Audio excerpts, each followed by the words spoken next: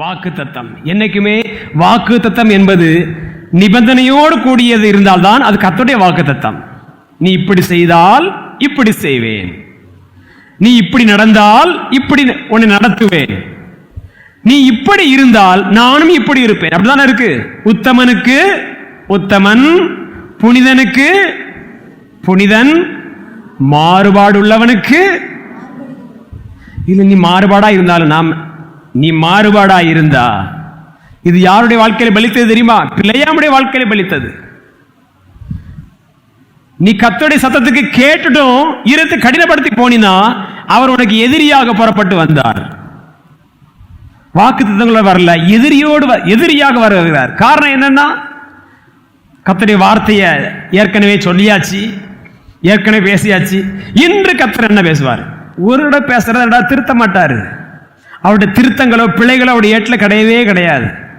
நீங்க வேணா சில சொல்லுவாங்க இல்லையா, சில பத்திரிகை போடுவாங்க, நேற்று கடந்த செய்தியை இப்படி திருத்தி வாசிக்கவும் அப்படிதான் சொல்லுவார் ஆண்டவர். நான் அது தப்பா சொல்லிட்டேன், அதனால கொஞ்சம் திருத்தி வாசித்திருக்கேன். சொல்ல மாட்டாரு. ஒரு தடவை சொன்னதுன்னு சொன்னது அவ்வளவுதான். போகக்கூடாதுன்னா போகக்கூடாது. இன்னைக்கு என்ன பேசுவாரு? இயேசு கிறிஸ்து நேற்றும் என்றும் மாறாதவர். பிரமாணம் மாறாதது, அப்படி வழிகள் மாறாதது. மாறாத தேவனை பின்பற்றி எனக்கு உங்களுக்கு மட்டும் ஸ்பெஷலா ஒரு விதிவிலக்கு கொடுப்பாரா? கொடுக்க மாட்டாரு அவரு. அது மோசையா இருந்தாலும் அப்படிதான், கீழே ஒரு அடிமை வேலை பார்க்கிற யாரா இருந்தாலும் பிரமாணங்கள் ஒன்றுதான். ஆண்டவருடைய வார்த்தை முதலாவது எச்சரிப்பின் வார்த்தையா வரும். அது நமக்கு பரவசமா இருக்காது. அந்த வசனத்தை கேட்டுக்கொள்ளும் போது அடுத்து தொடர்ந்து அப்படியே உங்களை விட்டுட மாட்டாரு. வாக்குத்தத்தங்களோடு உங்களை சந்திப்பார். அல்லேலூயா. நீங்கள் பலவீனர் தான்.